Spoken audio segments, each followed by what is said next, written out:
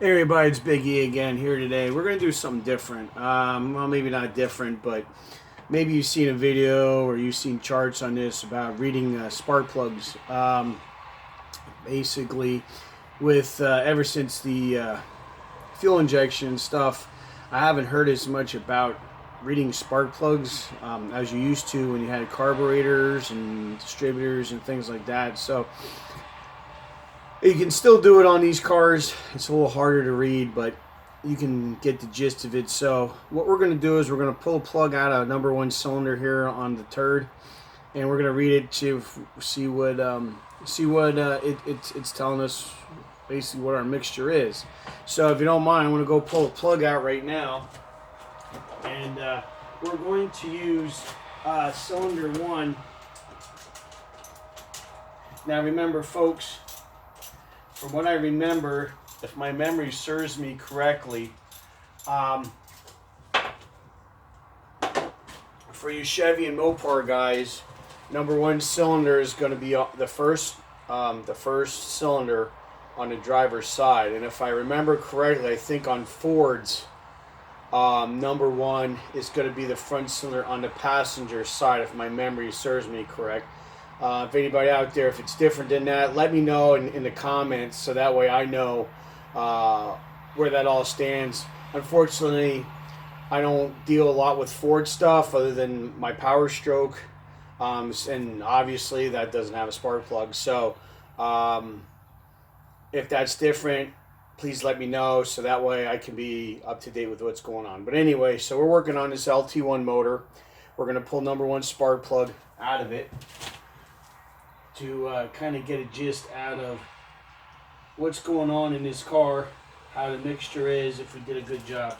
Okay, now, if you can see that, there's a little tan there on that center, what I call the porcelain there.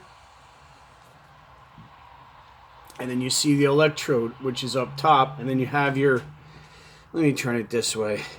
Okay, so you see how you have the electrode, the grounding, and then you have your porcelain. So as you can, I don't know how well you can see that with the camera, but you can see it's kind of a tannish color, kind of dark over here. But all in all, it's tan. So basically, if you have a tan residue on the porcelain of your spark plug, that tells you that the engine is running the way it should be. Your mixture is good, and everything should be good as far as your mixture. Now, there's other things.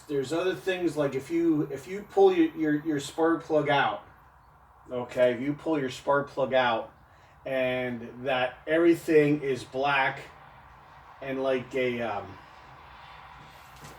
sooty, it looks like the inside of like a stovepipe or something, and it's black. That'll tell you your mixtures is you're running too fat or too rich, I should say. It is what's going on there. So what you might want to do is either, if you have a fuel injected car, shorten your pulse width on your injectors. If you're running a carbureted car, you want to jet it down. Whatever you do those things to kind of help lean it out a little bit, so that way, like I said, so you can get to that that nice tan color.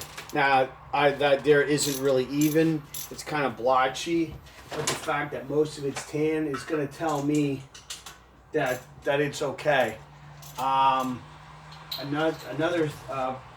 way to read plugs is to tell what's going on is if it's coated. If you pull that spark plug out and it's completely covered in oil, like it's wet, like real wet. Anyway, cheers, bitches. So if it's really wet with oil and you pull that plug out and you touch and you actually physically get oil on your finger, that tells you probably have an oiling ring that's going south on you, and you might want to consider about a tear down and a rebuild shortly. Okay.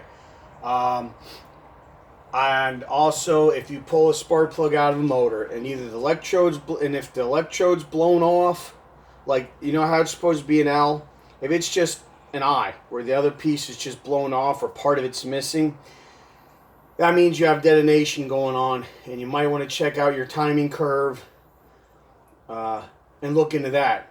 See if there's a way to correct that. If not, it's going to lead to bigger problems down the line if you don't adjust with that. If you pull a spark plug out and where that center electrode comes up, it should be nice and, when it comes out of the porcelain, it should be nice and square. You know, where you measure your gap, it should be nice and square. If it's rounded, that means the spark plug needs to be replaced with a new one. So, but then while you're at it, read it anyway to check your mixture and anything else. But if that electrode is rounded, that means that spark plug is not producing an efficient spark, because it's not jumping the same distance to the electrode, which gives you your spark. So check into that. Like I said, the ideal one you want is a nice square, where the spark comes out. I forget the name, I'm sorry, forgive me, but you want that to be nice and square, okay? And you want your porcelain to be a nice tan color, okay? Because that tells you the engine's burning the way it should be. Any of those other things that I talked about, I'll review. If it's the electrodes blown off, if it's rounded off, if it's black with soot covered in oil. Well, black with soot is rich. Covered in oil, an oiling ring, you have something internally going south on you, you're going to have to consider a rebuild. Rounded off, you need new spark plugs. Electrode blown off means detonation. You're going to have to look at your timing curve and maybe revisit what you have going on with your timing, so before it leads into bigger problems. So anyway, real quick lesson review. Hopefully it's a review for most of you. If not, I hope this helps. Now it helps me know that my spark plugs are tan in this thing. I know that my mixture's close. I have the fuel injection. My dyno guy has it set up pretty close to where it should be. So I'm probably making pretty good power here. So anyway, I hope that helps. Hope that, you know, if you want, go out in the garage. Go out wherever, check your daily driver, whatever. Pull number one spark plug out. Take a look at it. You know, pop off the ignition wire. Pull it on the boot. Don't pull it on the wire. How many times people pulling that wire and then the wire comes out of the boot and now you're screwed, because now you got to buy a whole new wire set. And it can range anywhere from $30 to $130 depending on what you got. So pull it by the boot. When you pull that off here, let me demonstrate real quick. So here's your spark plug wire. When you pull it off, do not pull it like that. Do not do that, because that'll pull that out. When you take it, grasp it here, okay, and try and pull it off that way, okay? And when you push it back on, you should hear a click when it clicks onto the end of the spark plug. That way you know the wire is on and it's not going to vibrate off and give you an intermittent miss that'll drive you crazy, okay? So remember, pull by the boot, not by the wire, okay? So keep that in mind. I hope it helps. And, you know, play around with it a little bit. Pull the plug on your daily driver. Pull a plug on your lawnmower. Same, it doesn't matter. Any internal combustion engine, you can read a spark plug on. It doesn't have to be a car or a truck or anything. It can be your lawnmower, whatever. Play around with it. Have some fun with it. And then, you know, go from there. Anyway, hope this helps. Please like and subscribe to my channel. I would appreciate it.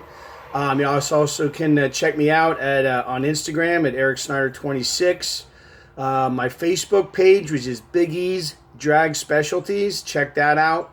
You can also email me at ericsnyder802@gmail.com. So check that out, all right? And hopefully you like this video. If not, leave some comments if you have. Like I said, that Ford thing, I think that's how it is. If it changed, if somebody could let me know, I would appreciate it. That way I can get more accurate information out there. So everybody take care, watch out for each other, and we'll see you. Take care. Bye now.